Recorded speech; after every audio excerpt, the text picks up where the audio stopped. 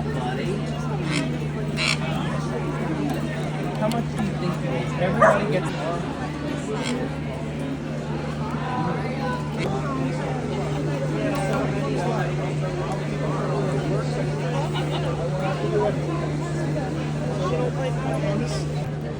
Jacob, how much?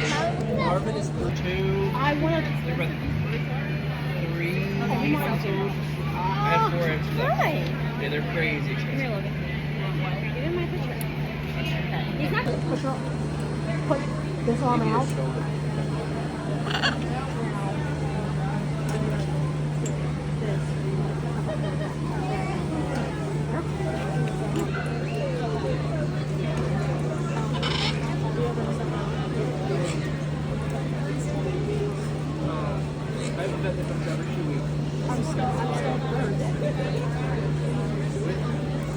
Do you want to hold him?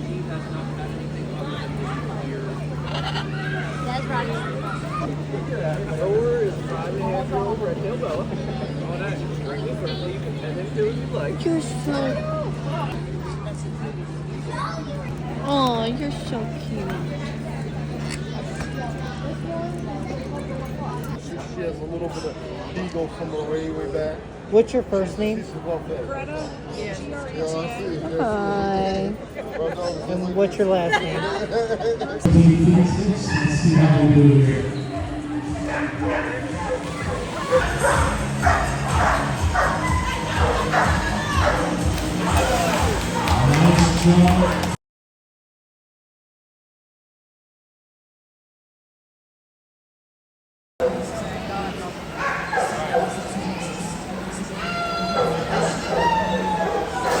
Oh, nice form on the throw now.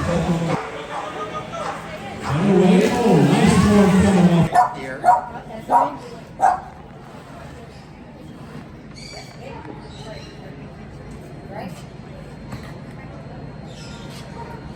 Just kidding, it's a teeny tiny little snake.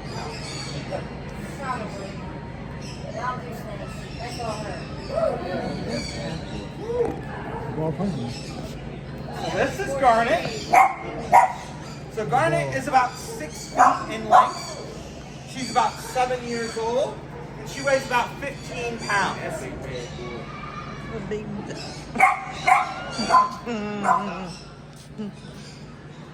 So Garnet here is a boa, and these guys come from South America. They come from parts of the Amazon rainforest. They come from parts of Colombia, Ecuador, and they can be found a little bit further south. Now there's also the red-tailed boa, which looks very similar, but they have a red tail, and they come from Suriname and Guyana. So they come from kind of the same neighborhood, just at a different house. And these guys can get about 9 feet in length. So again, we got to think about it. So when these guys are babies, they start out anywhere about 8 to 12 inches. You know, many people see them, they think they're really cute, but what they don't process is the fact that they can get up to 9 feet in length. That's a big snake, right? Even this is a pretty sizable snake, and she's only about 6 feet long. You're gonna slide down my leg. So this gal here, she lives in an 8 foot by 4 foot by 4 foot enclosure that costs about $2,500. So I always tell people, if you want a big snake, budget for anywhere about 5 to 10 grand. So they require a lot of work and a lot of care. The only nice thing is these guys don't eat as much as we do. They only eat about once every 2 months actually, because they eat very large meals and their body has to break it down over time. So these are all of our friends. So what we're going to do now is I'm going to give you guys the opportunity to hold some of our friends. Hold the bow. And then once we're done, if you want, go check out the reptile area. We do have a table right here along the edge of this curtain. You can check us out. We do birthday parties, schools, and local events. So we can do a lot of different things. How about the baby weight? This one's about 15 pounds right now. Okay. Oh my goodness. Spork here is full grown as well. He won't get any bigger. Now, Russian tortoises stay pretty small, whereas has anyone seen a Aldabra tortoise or a Galapagos tortoise at the zoo? Yes. Yeah, the real great big ones. right? So the Aldabra tortoise is one of the largest tortoises in the world, and they can get up to about 1,000 pounds, and they can get this big around. So for my adults, they need about an acre of land to be able to keep one. So if you ever decide you want an Aldabra, that's what you got to do. So it's really important that if we want to get a pet turtle or tortoise, we have to do our research so we know how to take care of them and how big they're going to get. Because this is a lot easier to manage than a 300-pound tortoise that wants to walk through your walls. So we got to make sure that we're keeping that in mind, and we're doing that research, and we're making sure that we're checking rescues as well. So sulcata tortoises are endangered in the wild, but they are overflowing in rescues because there's so many people that get them when they're this big, and then they grow 200 pounds, and people aren't able to take good care of them. So they have to end up turning them over to rescues, but unfortunately the rescues can only take so many. So we always got to keep that in mind, do our research, and make sure that we're getting the pet that fits us best. So I'm going to put Mr. Sport away here.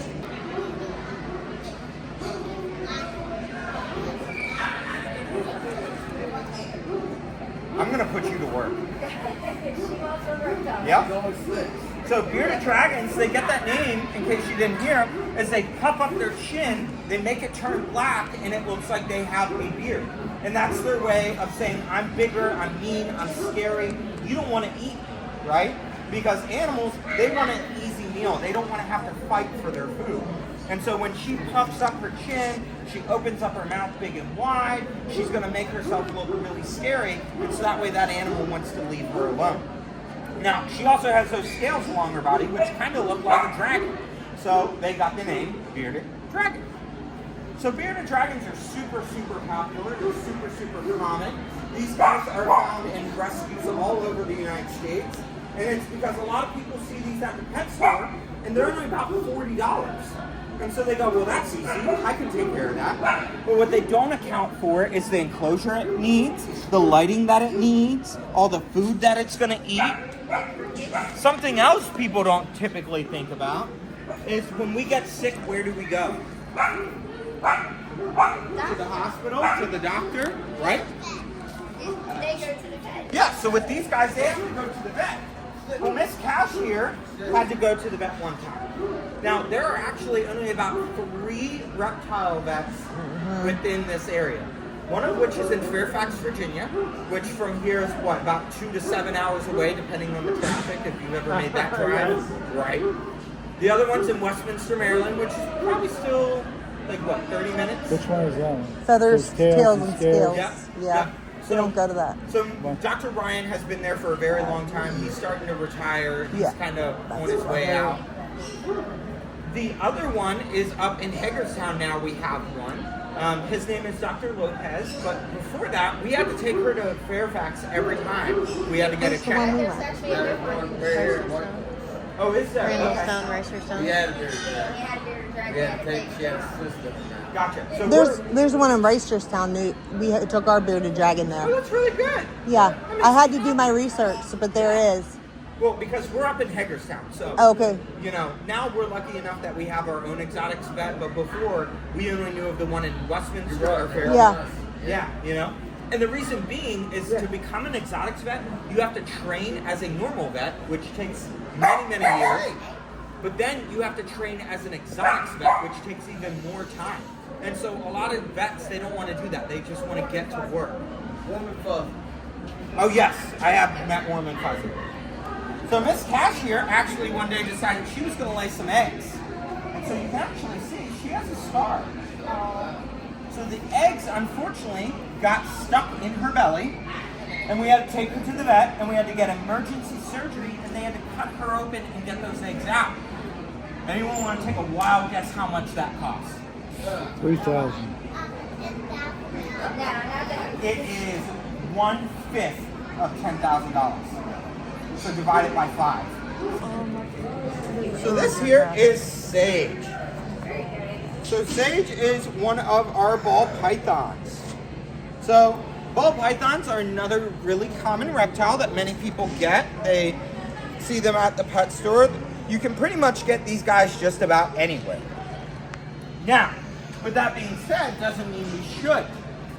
So ball pythons, they can get 4 to 5 feet long, and they need an enclosure that's as big as them or even bigger.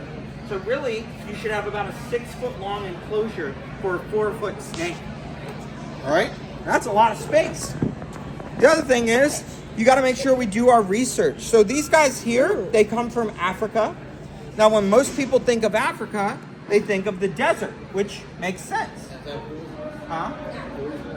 Yep. So this guy has no venom. He has no poison. So these guys are part of the constrictor family. Now, let's see.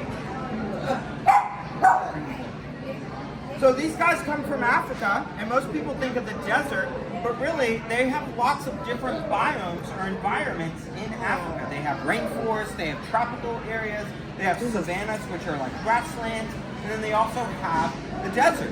So these guys actually come from the more tropical areas. So a lot of people get these, they don't do their research, they hear they come from Africa. They say, okay, well, I'll put it in a box with sand and we're good. Well, not quite. And so we got to do that research so we know how to take care of them, so we know what they need, and so we can be the best pet owner there is. Yes. Now, these guys, they can eat food about as big as the widest part of their body, and then a little bit more. So their head can stretch quite a bit. Now, the other thing is, much like the bearded dragon, these guys get their names from how they protect themselves. So when they get scared, what they'll do is they'll curl up into a ball really, really tight. They protect their bellies and they protect their head. They stuff their head inside of the ball and they hide. And so that way if an animal attacks them, they have their bony spine and their ribs that help protect them. Whereas on their bellies are kind of soft, so there's no protection there.